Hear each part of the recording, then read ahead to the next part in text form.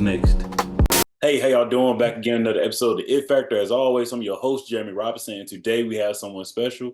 Go ahead and introduce yourself.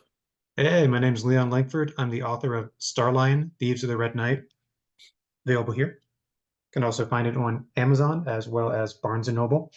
Yeah, I'm excited to talk about my journey as a screenwriter as well as a professional author, and just provide some insight into what that career pertains and what it took to get there and what it takes to stay there. Yes, indeed. So, with that, how are you doing mentally, physically, and emotionally? Yeah, I think physically I feel pretty good. I worked out this morning. I got back into my workout routine. Uh-huh. I think as authors, we spend a lot of time like in an L shape, just like sitting all day. Yep. So finding that time just to in the morning, that's when I usually work out too. Finding that time in the morning to work out and just sort of clear my head gets me off to a good start. Um, Mentally, I feel pretty good. Last year was probably the best year of my career, so that felt pretty good. Um, Emotionally, I feel pretty good. A little tired, but that's to expect after the industry was basically gone for like a year, basically, and everything is now just opening up. So, like for a year, like the floodgates were basically like closed. Hmm. And then like once January hit, it was like everyone wants to hire you for something to write something. I'm just like, I'm one person with 24 hours in a day. There's Right. only so much I can do. And while I enjoy my job, Mhm. too much of a good thing can kill you. So, besides that, my cup runneth over. So I think that's the best way to describe it. That's good. So, with that, I would say, what led you to becoming an author and screenwriter? Yeah. So I've always wanted to write. That's my been my dream job since I was like 5 years old. It like never changed. The people next to me in class were like, I want to be an astronaut. I want to be a firefighter. Like they're not an astronaut or a firefighter. Right. Mine was always like just to write. That's the Uh-huh. thing I always enjoyed doing. And I think it came from my love of movies when I was younger. My dad would always take me to the movies every Friday.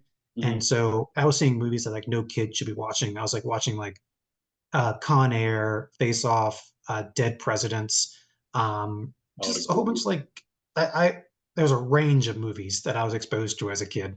I also have this theory that like Face Off is like a black movie, but that's a whole different podcast episode.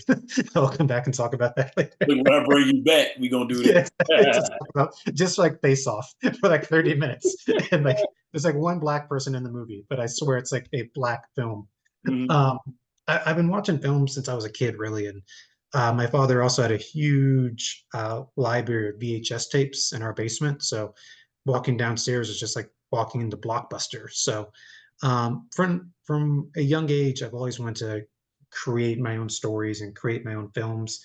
And so originally, I wanted to be an author when I first started out. When I got to college, and I majored in English. I guess also if people are interested in a career in screenwriting or a career as an author, this would be just a good path to follow.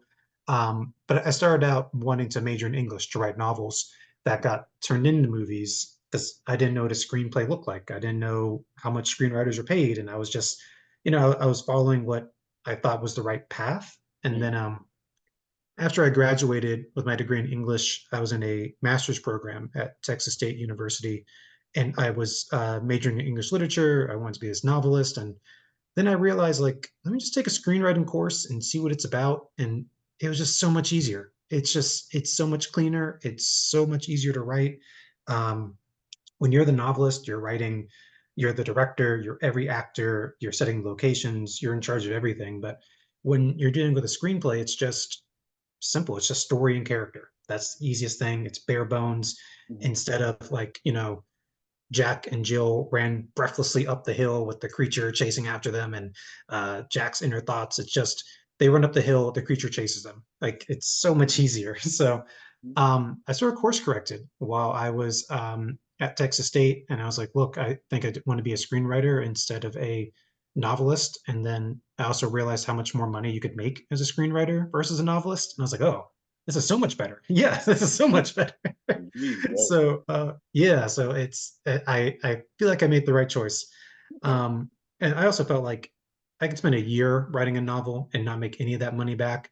I can spend a year and write 5 screenplays, and the odds of me making my money back are exponentially higher. So after I left Texas State, I was accepted to Chapman University. It's a school down here in California, close to Los Angeles, Mm, and they have a great screenwriting program. The director of Dear White People, he also directed Disney's Haunted Mansion. He went there.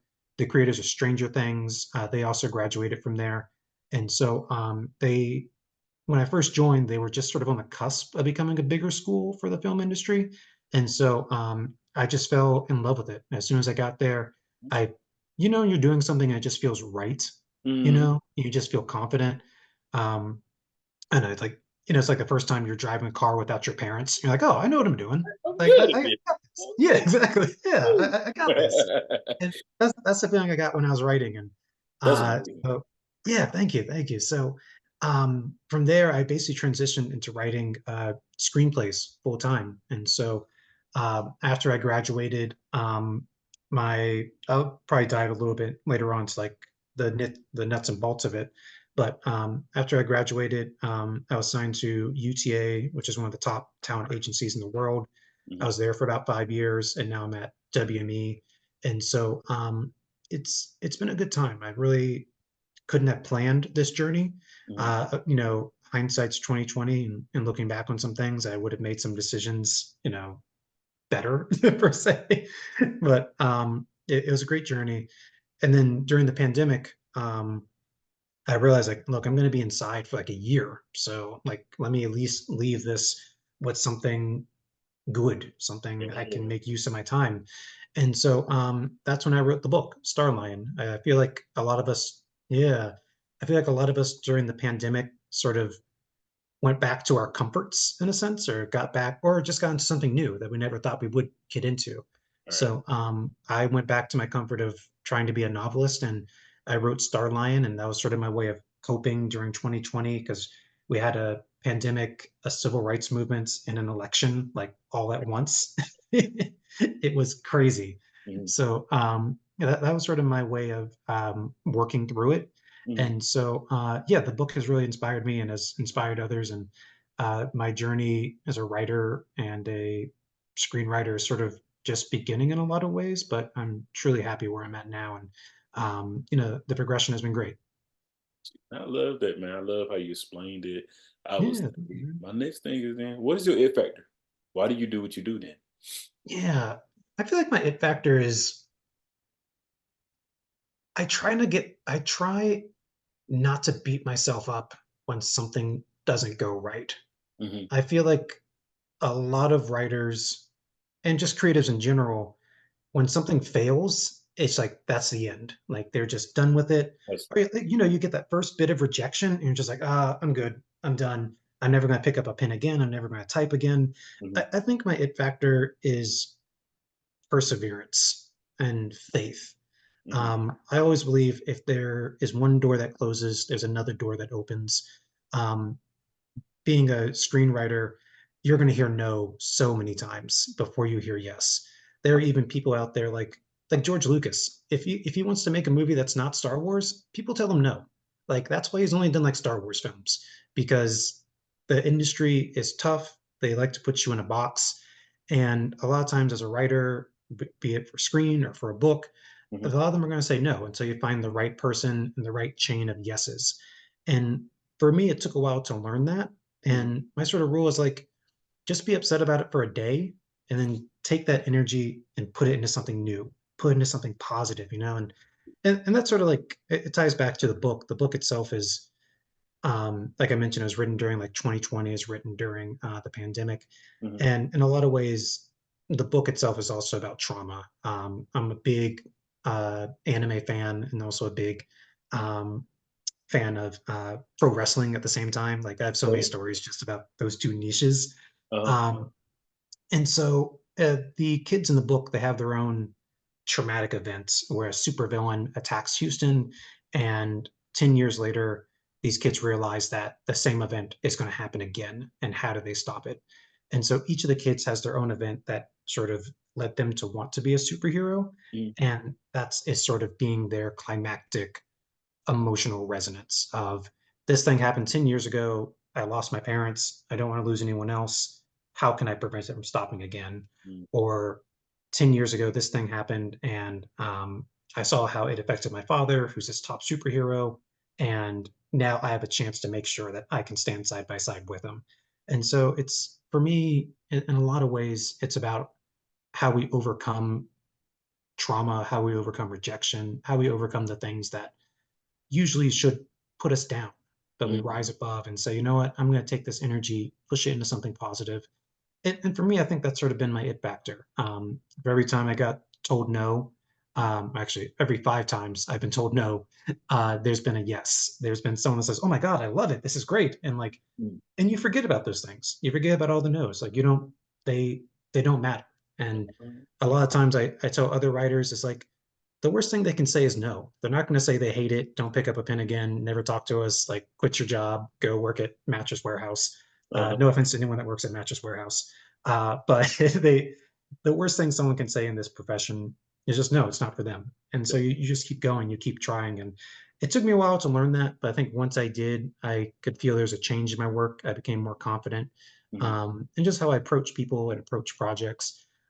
It's all about confidence and believing in yourself, and putting your best foot forward. Because at the end of the day, either that thing you wrote, that thing you drew, that thing you created, filmed, either it's just going to sit on your computer forever and you're not going to do anything with it, or you go out and try to make something out of it and you try to share it with people. And for me, that's always been my go-to, just share and be as open as possible. Gotcha. And I love that. I Mm. love look, that's gonna be the snippet for when I put out the pen. Thank you. I feel like a lot of Appreciate it. times people ask me, "How you do podcasting, man, and how have you been able to do it at a high Mhm. level?" When I said that I have bad days, like, "Dang, it's bad. I don't know if I did this right, or is they gonna like Yeah. this, or did I message this person?" Then you have to sit back and say, "Calm down. Yeah. That's serious. Make sure you put Yeah. it out. Keep going. You Yeah, keep exactly. going." Because like it's not so much our mistakes that define us. It's like our successes. Like for every successful person we see, like there's 1,000 mistakes that they made along the way, and that's how they learn to get there. And we Mm, don't hear about them that much, and it's like, it's sort of like, when you get a report card and there's like all A's and one B, and like, you're gonna uh-huh. focus on that B, but like, bro, you made all A's. Like that's Right. still pretty good. Like it's still Uh-huh. pretty, you still got a podcast. Like, yeah, you may have messaged this person wrong or you did this or did that, but you still did the successful thing, and that's still something to be proud of.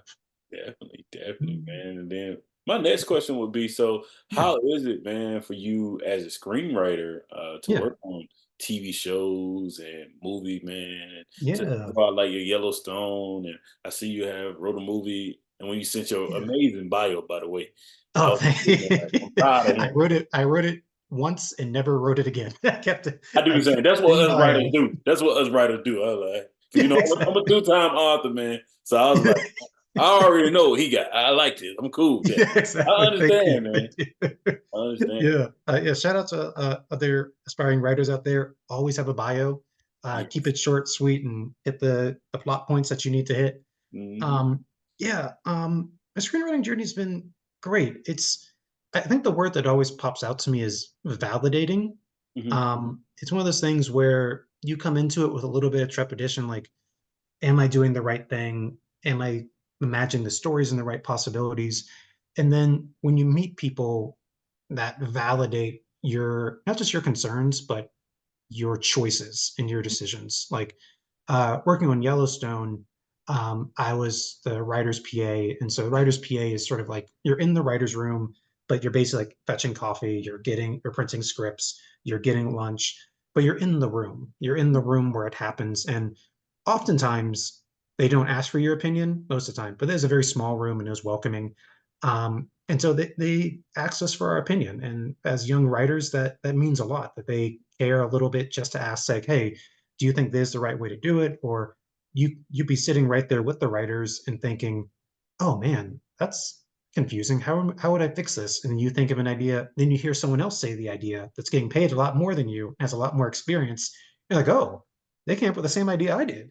That's mhm. great. Like that's validating. Or when you pitch an idea and you just throw stuff at the wall and see what sticks. Right. And so Yellowstone was like my first gig inside the industry per se. So I really enjoyed that because that sort of got my foot in the door. And like I said, it was validating that um, people that I looked up to and respected and were working very hard um, sort of respected me as a young baby writer. So I thought that was great. Mm. Recently, I had a movie that dropped called Hot Seat, starring Mel Gibson, but not recently. That was in 2021. Still Um, recent, still recent. yeah, With time COVID, flies after the with pandemic. COVID, still recent. Yeah, like we're like aging in dog years out here. It's insane. It's crazy.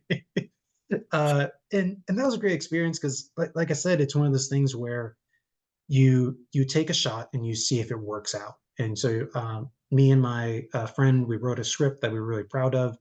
Um, in this industry, a lot of it is based off of money and budget. Like, can we get this movie made for the allotted money that we have? And so, a Mhm. lot of times when they get a script, it's like, okay, the script is great, but it's going to cost us $300 million because you basically gave us Star Wars. Like we can't film that. So, um, one thing I preach to a lot of younger writers is, when you have your first script, make sure you're sending it to the right people that can get it made.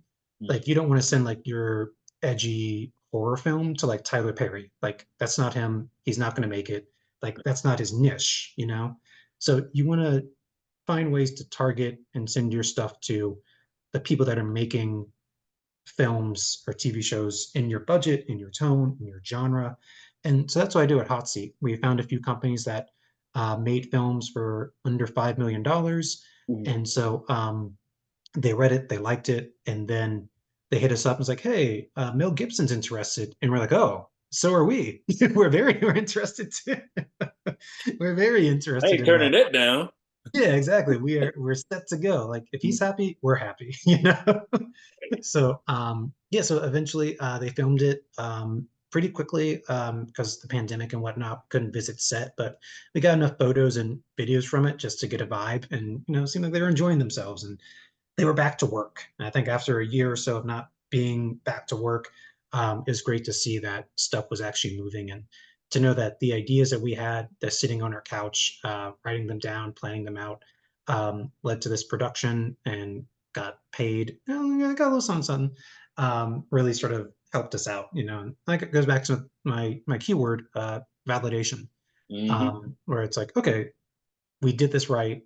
And then the other thing with like this industry is like sometimes it's impossible to get a movie made. Like sometimes writers will go and never have a film made. And then once you get one done, it's like, oh, that was great. That was amazing.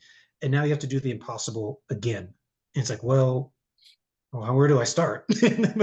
You start by, getting another idea, finding other companies, and the pathway this time. Like the route to go. So I had a film that just dropped earlier at the end of January called Calamity Jane. That's a Western film I did starring Stephen Amell Hmm. and Emily Beckett Richards. And so that just dropped, and that was another project where um, me and my writer friend at the time, we were just like, hey, let's set it up and just see what we can do. They actually had approached us because they had read one of our scripts. And that's where it goes back to like my point earlier about just sharing your work, just sharing stuff with people to say, like, look, I wrote this thing. If you want to make it, great. If not, then just say no. But they read it. They said they couldn't make it. They didn't say no. They said, we have this other idea we think would be perfect for you guys. So it just goes back to sharing your ideas and not being afraid to just go out there. And, you know, I'm an introvert, like by trade. So I'm just very like inside, like all the time, all the time. But even for someone like me, um, being able to just put my work out there, that's a way of opening up my voice and opening up a dialogue. So yeah, so we sent it to this company. They said no, but they also said we have something else that'd be great for you guys. They had this Calamity Jane project, and so we sat down and we wrote it, rewrote it, sent it back to them, did some more notes and edits. Some of these things take years. It just took a while to get it moving. But once they got a director on board and the cast, they went to film it in 2023, Hmm. and so dropped the top of this year. And we were very proud of it. It was really cool just to see like our names on screen. Once again, it's always a fun feeling Hmm. and a sense of accomplishment that people out there liked your work enough to say, I want to make this into a movie, and I think other people will enjoy seeing it. So um, my journey as a screenwriter has just been a lot of trial and error, but also faith and believing in yourself and pushing forward. So, no matter what the genre is or what you are as a creative, share your stuff, put your stuff out there. My One of the things that sort of led me on this journey is like, if you enjoy doing something, odds are someone is being paid to do it. And Yes. so, no matter what dream job you think you have, someone out there is currently being paid just to do that. Like, Hmm. people get paid to eat and review food. Like, if I Yeah. wasn't a screenwriter, I'd be like a food critic. Right. Like just go get the food and be like, hey, here I go. I'm here. You know, Yeah, see, that's exactly. Someone is getting paid to do your dream job. So, why shouldn't it be you? so I got a few more Mm, questions. I would say, yeah, when people read your book, man, yeah, what would mm, you like them to take from it, man? Because I got to get my copy now. Got to go get it. yeah, I was yeah. gonna do that anyway, but I definitely. Yeah. I think for StarLion, one of the things I really sort of focused on is I wanted people to sort of see themselves. Mhm. One of the things I wanted to focus on was diversity. I wanted the world of the book to reflect the world that I knew, where there are people from all walks of life. There are people of different colors, different genders, people who are disabled, people that, well, there's a character in here who has one arm and he's their captain. And so he's sort of almost like Professor X. Like, yes, he has this disability, but you can't count him out in a fight. He's one of those things where people can see him and not see weakness, but see strength. And so, especially the main character, Jordan, he's this young black boy from Houston. And when I was trying to figure out this main character, I was like, I wanted young black boys to see themselves in this character. Yes, he's a bit of a troublemaker, but he does it for the right reasons. He ends up going undercover to a school for superheroes to uncover a plot that threatens all of Houston. And so his journey is sort of twofold. On one hand, he is working with almost our pseudo Justice League in a sense, because they don't have anyone in their lower ranks that could be a child. And Mhm. so they sort of hire him to go undercover at the school to find these two thieves, to find this magical artifact that has the power to destroy the entire city. So, on one hand, he has this undercover mission, but on the top side of that, he's going to school for the first time at this superhero school. And his background is that his sister asked him not to use his powers, don't draw attention to yourself, be normal. And that's sort of his life for a long time, was sort of hiding himself, shepherding himself, not trying to use his powers. But at the school, he finds people that accept him for who he is and that want him to use his powers and teach him how to use his powers. And it's sort of a metaphor for finding your own talent and finding your own strength and finding your own voice. And I think tying back into how people see themselves, I think that's how people can see themselves in the main character of Jordan. I think one of my favorite reviews was it's the smallest like one sentence review, and it's just like, me and my son really enjoyed this book. And I think for if someone that is of childbearing age and a child can both enjoy that book, then Mhm. for me I feel like I've done my job. Like, there's a whole bunch of reviews that are very flowery and talk about how much they love the action, and like I said, I'm a wrestling fan and an anime fan. Like, I love action, so that's always great. But for people to tap into the character side of things, or they love these characters, for me that's always incredibly important. And then um, another thing I want people to sort of take from it is you know how to work with a team, how to work with a number of people. And that sort of Jordan's sort of thing throughout is not just learning to learn from other people to how to use his powers and how to be a superhero, but him teaching them what he knows. A lot of the characters come in with their own history about what happened 10 years ago, and it keeps them from really opening up to others. But once they all find that they have the same issue and the same thing that they're dealing with, they all come together. So, like I said, as much as I love like writing action and explosions and energy blast and power levels and whatnot, Mhm. um, for me, the moments where the characters are just talking or just in a room and confiding in each other, for me, that's the real fun stuff. That's the meat and potatoes. And that's where you come back for the second book, the third book. And so second book is going to drop sometime this year. Putting it together now. The manuscript is done. I just need to do some polishing, some editing, and then get all the artwork. So hopefully May, fingers crossed, of this year we will get it together. But yeah, I think there's quite a few points I think people should take away from the book. But the top level stuff is I hope people see themselves in the book. I hope people see other people in this book as well. Got you, got you. And I would Mhm. say, what advice would you give to someone that wants to be in your shoes someday? Oh yeah. Um, Because you gave a good number. yeah, I've given quite a I've given quite a good advice so far. Uh, I think the first instinct I would say is, it's always easy to give up. For Mhm. me, giving up has always been like the easiest thing to do, but Right. the hard thing is to keep going and Mhm. to keep trying and keep striving. And one of my favorite TV shows is The West Wing, and there's this one line at the end of one of my favorite episodes where the character says, "Then we'll do what's hard." So we'll do the hard work and we'll put it out there. And people may not see you staying up till 2 a.m. to finish something, or they may not see how many times you have to write a 10-page scene, then delete it because it doesn't work. They won't see that, but they'll see the finished product. If you keep going at it and you keep pushing and you keep sending it out to folks, they'll see the finished side of things. So for me, I think it may sound ironic, but giving up is easy. The hard thing is to keep pressing forward. So keep pressing forward. There are tons of people out there who, like I said earlier, have the job that you want. So, why shouldn't it be you? Why shouldn't you be the one to chase after your dreams? And, yes, it may be difficult at first, but they're going to leave a path for you to follow. Like, one of the things I tell younger writers is like, if there's a writer you really like odds are they have like a Wikipedia page that's like they went to this school, they interned here, they went to this school, they got on this TV show, and that's a map. That's a pathway. And like no matter what that job is, unless like, if you want to build roller coasters, like my cousin, like there's a path for that. If you find these people that you really look up to and idolize, you can make your way into their position and into their shoes. Hey, I like that. I like that. And I also say, Yeah. what would you like to be remembered for, man? Oh man.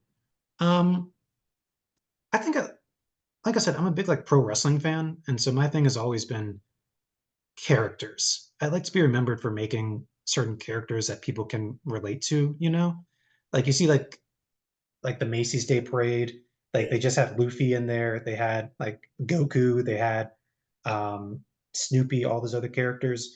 I'd love to be remembered for creating characters and moments that people really latch onto, or like that spoiler alert, that moment in Avengers Endgame where Captain America grabs the hammer and like Uh-huh. the whole crowd just like freaks out. Like moments like that where yeah, it took us like 8 to 10 years to get to that moment, but man, it really hits when you watch it.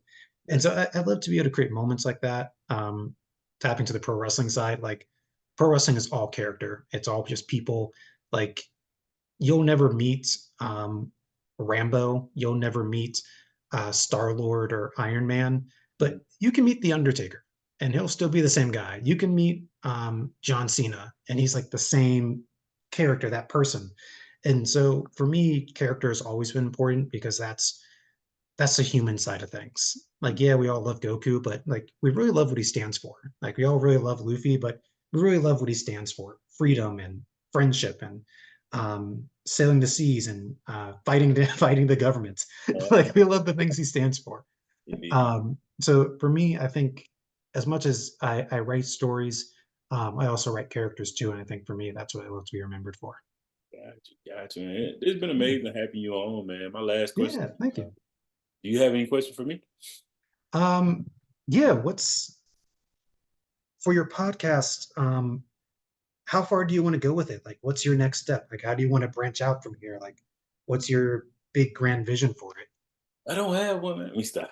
It used to it? be, oh, I want to get a TV show, I want to get sponsorship, I want to do this. And man, to be very honest, Yeah, I want to just keep interviewing people like yourself, man, and yeah, that's keep good. growing and get to a Yeah. point to where I can get you all either here or at a extended location where we can celebrate, man, Mhm. this greatness that we have done as a people. Right, 'Cause I exactly. interview so many amazing people, and I Mhm. try my best to stay in contact with them in multiple ways. I may Yeah. text them, I may post about them or something, and see what they're Yes. doing again. I Yeah, can't wait but to do it for you, man, because I same here. Look, I'm an open book. Anytime you want me on, Always glad to be here. Anytime you just want to chat, always here. Got you, man. So that's what I love to do, man. Yeah, Whatever that's it. goes Like from I there. said, if someone out there is doing the thing you love, go Mhm. chase it. Indeed. You right about Mhm. that, brother. Yeah. So thank you for the episode, man. Yeah. Thank you. Thank you. That's been fantastic. Appreciate you. I look forward to talking to you soon. Thank you. Thank you. And thank you all. And StarLion, Thieves of the Red Knight is available on Amazon, Barnes and Noble, Audible, and digital print and what's the other one? Audiobook formats as well. My cup runneth over with Yeah. versions of this book. Ain't nothing wrong with that. Hey, you got to get them everywhere. Yeah, exactly, exactly. All right, man. Have a good Thank you, thank rest of you. the day.